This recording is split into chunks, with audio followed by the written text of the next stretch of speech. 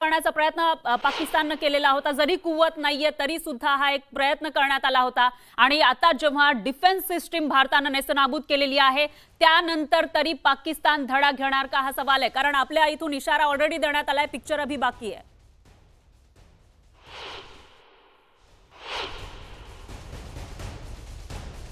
तर पाकिस्तानचा खासदार संसदेत आज अक्षरशः रडताना पाहायला मिळाला।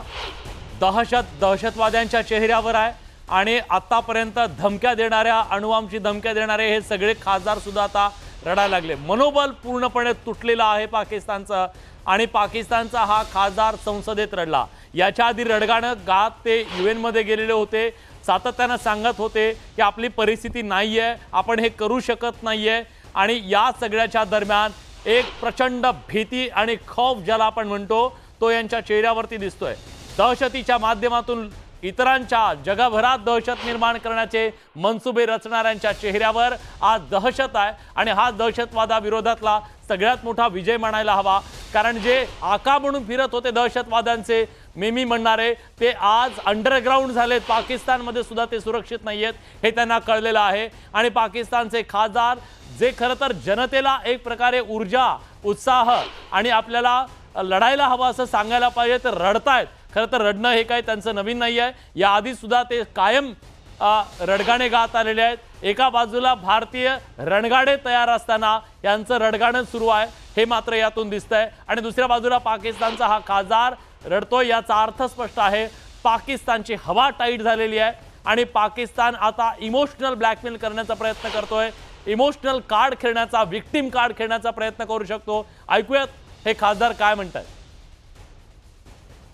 तर विलास, एकूणच असं म्हणता येईल की विक्टिम कार्ड तो ऑलरेडी नेहमीच प्ले करत आलाय, पण एकीकडे आपण व्यक्तिम आहोत, बिचारे आहोत असं दाखवायचं आणि दुसरीकडे कुरापती सुरूच ठेवायचा, बिचाऱ्या लोकांवर हल्ला करायचा, बिचाऱ्यांचे जीव घ्यायचे, निष्पाप लोकांचे बळी घ्यायचे आणि निरपराध लोकांचे आजवर हजारो लाखो जणांचे बळी घेतल्यानंतर सुद्धा पाकिस्तानला उपरती येत नाही, त्यांची रक्ताची तहान भागत नाहीये आणि सातत्यानं दहशतवादी घडवणं, दहशतवादी पाठवणं आणि त्यांच्या माध्यमातून हा सगळा मृत्यूचा खेळ खेळणं हे सुरू होतं। पण हे किती दिवस, कधीतरी या सगळ्याला थांबवायला हवं होतं। आज रडणाऱ्या या खासदाराने कधी पाकिस्तानच्या पंतप्रधानांना, तिथल्या लष्कराला सांगितलं होतं का की दहशतीचा खेळ बंद करा? आज पहिल्याच दिवशी रडण्याची वेळ आली यांच्यावरती। 3 दिवसात गुडघे टेकणार आहेत हे सगळ्या जगाला माहिती आहे आज यांची परिस्थिती नेमकी काय। पण तरी सुद्धा इतकी आर्थिक वाईट परिस्थिती असताना सुद्धा जी युद्धाची खुमखुमी होती ती खुमखुमी मात्र कमी होताना दिसत नव्हती। बाबरीची वीट लावण्यापासून ते भारताला बेचिराग करू आणि अणुबॉम्ब टाकू इथपर्यंतच्या सगळ्या धमक्या या सातत्यानं पाकिस्तानच्या संसदेतून दिल्या जात होत्या। हे भारतानं बघितलंय, जगानं बघितलेलं आहे आणि कुठलाही जबाबदार राष्ट्र जे आहे ते अशा प्रकारे अणुबॉम्बचं नाव सुद्धा घेऊ शकणार नाही, कारण अणुबॉम्ब आता सगळ्यांकडेच आहे। पण पाकिस्तान हा अतिशय बेजबाबदार आणि त्याचबरोबर अनप्रोफेशनल अशी त्यांची ही लष्करी तिथली व्यवस्था आहे आणि त्यामुळेच अशा प्रकारचं एस्केलेशन सुद्धा या निमित्तानं ते करतायत। जिथं धडा घ्यायला हवा तो धडा घेणं सोडा, पण उलट कुरापती करण्याचं काम पाकिस्तानकडून सुरू आहे। निश्चितच विलास, आणि त्याचाच आता परिणाम ते भोगतायत, कारण लाहोर सारखं जे ठिकाण जे हार्ट ऑफ पाकिस्तान मानलं जातं तिथपर्यंत घुसून भारतानं त्यांचीच रडार सिस्टीम ही उद्ध्वस्त केलेली आहे, कोलॅप्स केलेली आहे।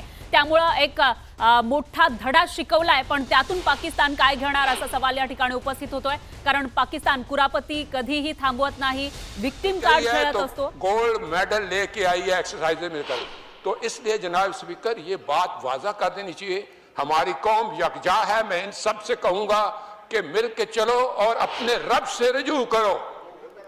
रब काबा, हम तेरे आगे दरख्वास्त करते हैं, इस मुल्क की हिफाजत फरमाना जो तूने हमें अता किया है, और ये नबी सल्लल्लाहु अलैहि वसल्लम की दुआओं का है। आपने कायदे आजम को इंग्लैंड में मुलाकात की, ख्वाब में आए और उनको कहा कि जाओ वापस और जाके पाकिस्तान का मामला हल करो।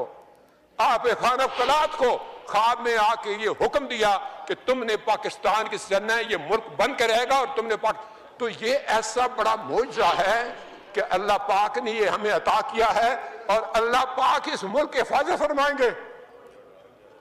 दुनिया में जहां भी देखें शायद हमारी कमी है, हम मजबूर हैं हम गुनाहगार हैं, लेकिन रब काबा हम तेरे हबीब के उम्मती हैं, खुदा का वास्ता हमसे रहम का भला फरमा। आप चले जाएं, उधर फिलिस्तीन भी चले जाएं, कश्मीर में चले जाएं, जहां भी जाएंगे मुसलमानों के साथ वो ऐसे रो रहा है जो हम सोच भी नहीं सकते हैं। तो तू हमें माफ कर दे, हम तेरे आगे खरं तर विलास स्वतःचे जे कर्माचे भोग आहे तो पाकिस्तान भोगतोय आणि त्याच्यानंतर आता कशा पद्धतीनं रडगाणं सुरू आहे ते आपण बघितलेलं आहे पाकिस्तानचं। जर दहशतवादाला थारा दिला नसता, दहशतवाद्यांना सेफ हेवन पुरवलं नसतं तर कदाचित पाकिस्तानची ही अवस्था झाली नसती। मात्र स्वतः दहशतवाद्यांना ट्रेनिंगसाठी सगळं काही पुरवायचं आणि जी आम जनता आहे तिकडची त्यांच्यापेक्षा दहशतवाद्यांना जास्तीत जास्त मूलभूत सुविधा द्यायच्या, हे सगळं आपले जे काही एअर स्ट्राईक झालेलं आहे त्याच्यातून आलेल्या व्हिडिओमध्ये आपल्याला स्पष्टपणे दिसतंय। आणि अशामध्ये आता दुसरीकडे रडगाणं गायचं, विक्टिम कार्ड प्ले करायचं, असं सगळं हे पाकिस्तानचं सुरू आहे। हे ढोंग आहे, हे नौटंकी आहे आणि याच्या आधी सुद्धा ती केलेली आहे, UN मध्ये केलेली आहे। पण आता मात्र भारतानं पाकिस्तानचा डाव हाणून पाडलेला आहे, जो पाकिस्तान नापाक इरादा करून भारतावरती हल्ला करण्याचा प्रयत्न केलेला होता तो परतवून लावलेला आहे सही सलामत। अगदी बरोबर आहे विलास, हा हल्ला परतवून लावला आहे। आणि जसं मी सुरुवातीला सांगितलं की क्रोनॉलॉजी आपण लक्षात घेतली तर 22 तारखेला 22 एप्रिलला हल्ला झाला होता पहलगाममध्ये। जे निशस्त्र पर्यटक होते, इनोसंट पर्यटक होते, त्यांना या दहशतवाद्यांनी लक्ष्य केलं, त्यांचा धर्म विचारून त्यांना संपवलं आणि ज्या महिला होत्या त्यांच्या समोरच त्यांच्या पतीची हत्या केलेली होती।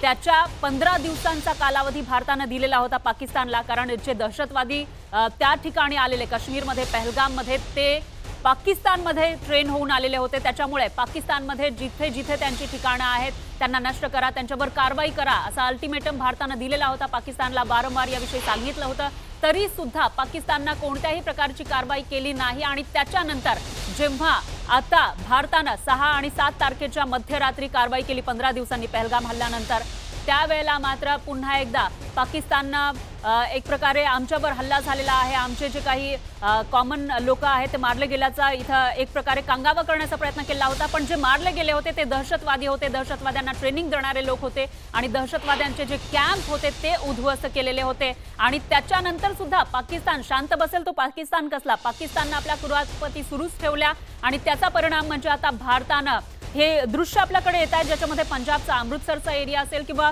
जो सीमा भाग आहे भारताचा, त्याच्यामध्ये कशा पद्धतीनं पाकिस्ताननं हवाई हल्ले करण्याचा प्रयत्न केलेला होता, आपले ड्रोन पाठवले होते। पण भारताची जी सुदर्शन सिस्टीम आहे त्या सुदर्शन सिस्टीमनं कशा पद्धतीनं पाकचे हे नापाक हल्ले परतवून लावलेले आहेत, हाणून पाडलेले आहेत। विलास, एक मोठा हल्ला म्हणावा लागेल भारताकडून, कारण भारतानं आधी फक्त जे टेररिस्ट कॅम्प होते त्याला लक्ष्य केलं होतं, पण पाकिस्ताननं कुरापती सुरूच ठेवल्या, भारतावर हल्ला करण्याचा प्रयत्न केला आणि त्याच्यानंतर आता करारा जवाब नेमका कसा असतो ते भारतानं दाखवून दिलेला आहे। पाकिस्तानमध्ये घुसून लाहोर, जे हार्ट ऑफ पाकिस्तान मानलं जातं, पंजाब प्रांतातील एक महत्त्वाचं शहर आहे, त्या ठिकाणी भारतानं ही कारवाई केली आहे। त्यामुळं आणखी एक मोठा धडा पाकिस्तानला म्हणावा लागेल।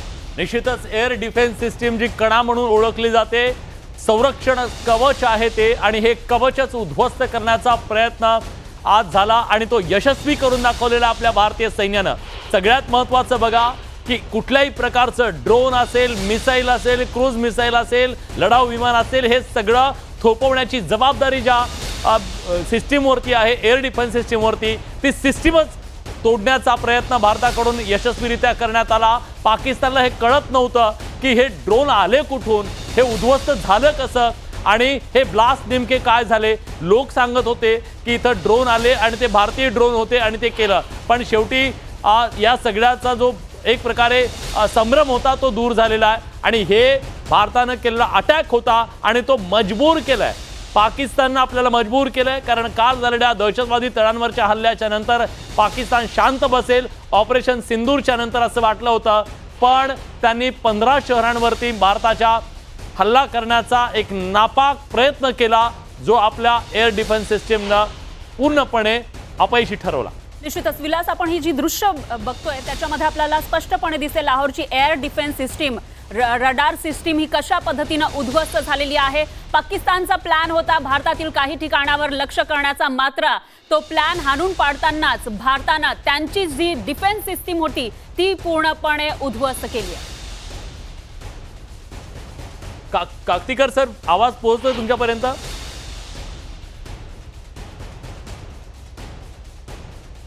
याबद्दल मी आपल्याला एक गोष्ट सांगू इच्छितो की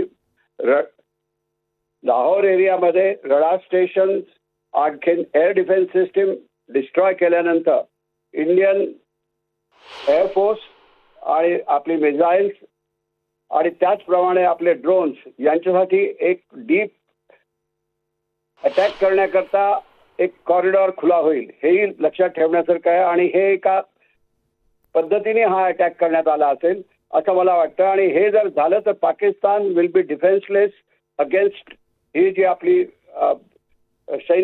हवाई सैन्य शक्ती आहे त्याच्यापुढे पाकिस्तानची परिस्थिती फार वाईट होण्याची शक्यता निर्माण होईल असं मला वाटतं. ज्या पद्धतीने हे काम चालू आहे त्या पद्धतीने. निश्चितच. काकतीकर सर, आणखी एक प्रश्न आहे. तुम्ही जसं आता सांगितलं की एक प्रकारे जी डिफेन्स सिस्टीम होती पाकिस्तानची ती उद्ध्वस्त करण्यात आली आहे. याच्यावरून आता पाकिस्ताननं स्वतःच्याच पायावर धोंडा मारून घेतलेला आहे आणि आता भारताला जर प्रत्युत्तर द्यायचं असेल तर ते अधिक सोपं झालेलं आहे असं म्हणता येईल.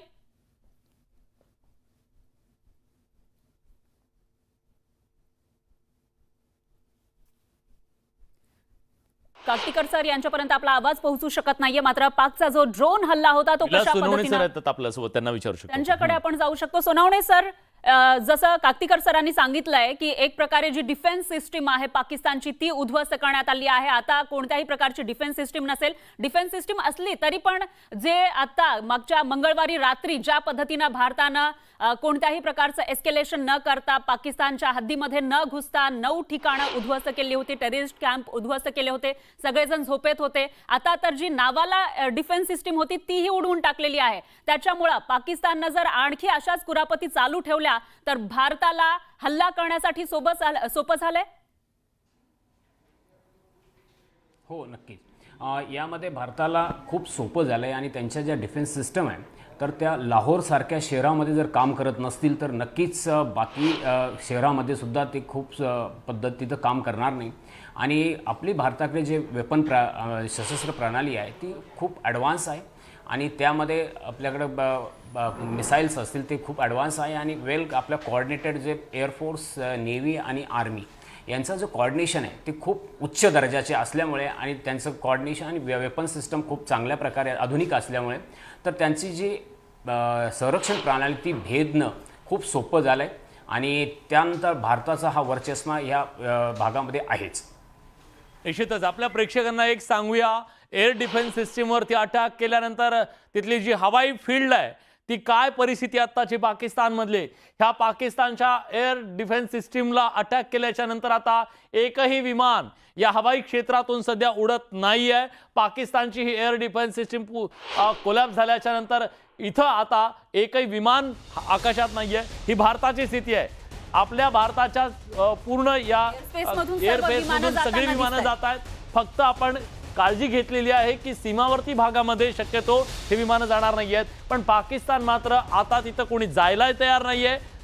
त्यानंतर युरोपियन कुठल्या एअरलाईन सुद्धा इथं यायला तयार नाही आहेत, कारण इथं जाणं म्हणजे मृत्यूला कारण ठरत आहे. त्यामुळे कोणी जायचा प्रयत्न करत नाही. दुसरं, याच लाहोरमध्ये आज एअर डिफेन्स सिस्टीमवरती अटॅक केल्याच्या नंतर आता हे सगळं नियंत्रित करणारी यंत्रणा जर कोलॅप्स झाली तर निश्चितपणे कोणीही प्रयत्न करणार नाही तिथं जाण्याचा आणि एक प्रकारची दहशत जी आहे ती निर्माण झालेली आहे. आणि भारताची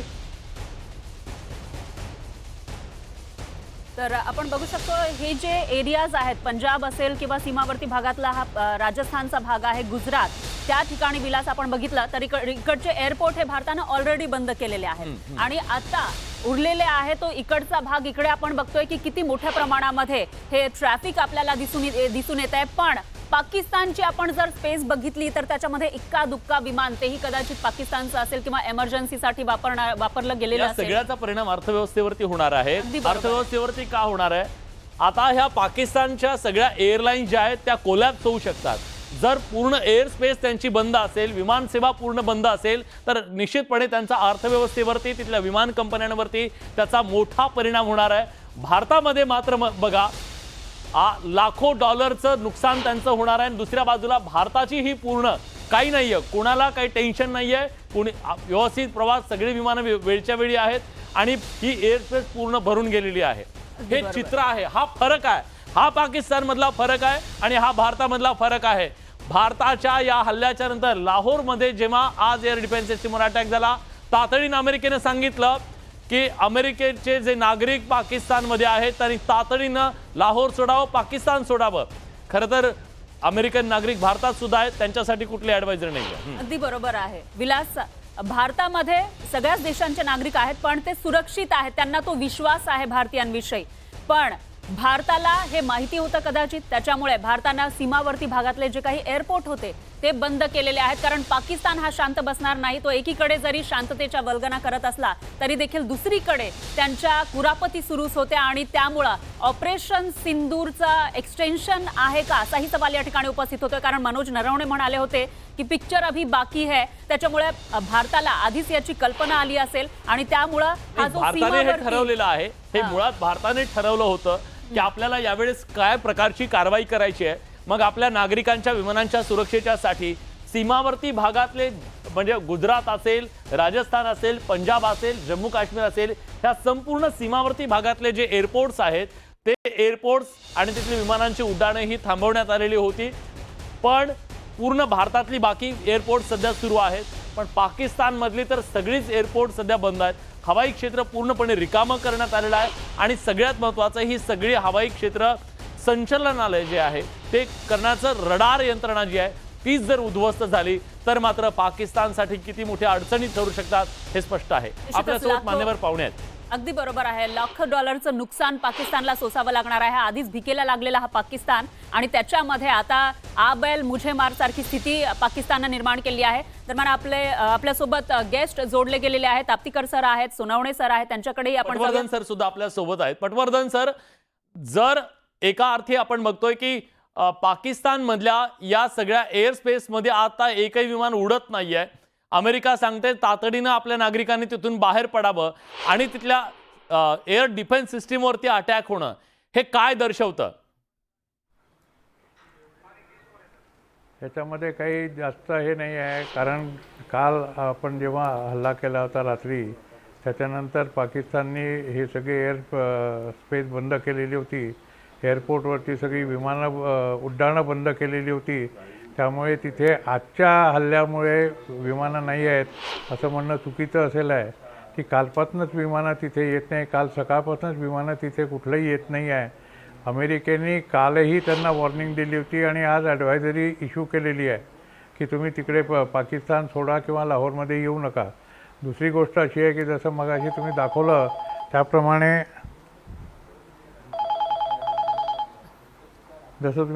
त्याप्रमाणे जे आपल्यावर हल्ले झालेले आहेत त्या त्या जागांच्या अपोजिट जागी जे आहे तिथे भारताने ड्रोन हल्ले केलेले आहेत. 15 ठिकाणांवर त्यांनी हल्ले केले होते, 15 ठिकाणांवर आपण हल्ले केलेले आहेत. त्यामुळे ते टिट फॉर टॅट आहे. एवढं लक्षात ठेवलं पाहिजे की भारताने कुठल्याही प्रकारचं उलट पाऊल उचललेलं नाही आहे. हा अतिशय कॅलिब्रेटेड रिस्पॉन्स आहे की ज्या ठिकाणून तुम्ही माझ्यावर हल्ला केला ते ठिकाण मी उद्ध्वस्त करीन, बाकीच्या याला मी हात लावणार नाही. हे त्याचं जे ध्येय होतं किंवा राजनाथ सिंगने आधी सांगितलेलं होतं ते आता अगदी बरोबर प्रत्यक्षामध्ये उतरतं आहे. आपण कुठल्याही प्रकारे बाहेर अटॅक करून कोलॅटरल डॅमेज करण्याचा प्रयत्न केलेला नाही आहे. तसं पाकिस्तानचं आपण मिसाईल जी आहेत अमृतसरवर आलेली ती नॅचरली लाहोरमधनंच आलेली असणार आहे. ड्रोन्स त्यांची किंवा मिसाईल जर फायर केली असतील, त्यामुळे लाहोरवर अटॅक करणं कंपल्सरी होतं. तर तसंच त्यांनी बाकीच्या ठिकाणांवरही केलं असणार आहे आणि त्याच्यामुळेच आपल्याला ही ॲक्शन घ्यावी लागली. पण आपण ही अतिशय कॅलिब्रेटेड ठेवलेली आहे, जेवढ्याच तेवढी ठेवलेली आहे. याला आपण एस्केलेट करणार नाही आहोत. पण जर पाकिस्तानने याच्या पुढे जायचा ट्राय केला किंवा पुढे जायचा प्रयत्न केला तर मात्र त्याला दणका बसेल. कारण कालच मोदींनी सांगितलं होतं आणि राजनाथ सिंगनी सांगितलं होतं, तसं ते प्रेस ब्रीफिंगमध्ये सांगण्यात आलं होतं की आम्ही सस्पेंड करतो आहोत ऑपरेशन सिंदूर, पण याच्यानंतर जर पाकिस्तानने खुरापत काढली तर आम्ही त्याला असा काही जबाब देऊ की तो जन्मभर याद राखेल. तर आज त्यांनी आपल्यावर हल्ला केला, आपला काही नुकसान झालेलं नाही आहे, पण आपण त्यांचं जबरदस्त नुकसान केलेलं आहे. आणि याचाच पुढचं पाऊल जे असेल ते आपण ती ठिकाणं उद्ध्वस्त करू. आता फक्त नुकसान केलं आहे, त्याच्यानंतर ती उद्ध्वस्त करू हे पुढचं पाऊल असेल. हे आता पाकिस्तानला कदाचित कळून चुकलं असेल, त्यामुळे याच्यानंतर पाकिस्तान काही करणार नाही असं मला वाटतं. निश्चितच पुन्हा एकदा आपल्या प्रेक्षकांसाठी मी येतो सर तुमच्याकडे. आपल्या प्रेक्षकांना सांगूया, पाकिस्तानची ही हवाई जी क्षेत्र आहे ते पूर्णपणे रिकामं असणं याचा अर्थ नेमका काय आहे? याचा अर्थ थेट आहे पाकिस्तानचं आर्थिक कंबरडं मोडणं. भारतानं जेव्हा ऑपरेशन सिंदूर केलं आणि त्यानंतर 9 तळांवरती तिथं हल्ले केले, उद्ध्वस्त केले, त्यानंतर जागतिक ज्या सगळ्या विमान कंपन्या आहेत त्यांनी मात्र पाकिस्तानच्या हवाई क्षेत्रामध्ये जायचं नाही असा निर्णय घेतलेला आहे. कोण आहे त्याच्या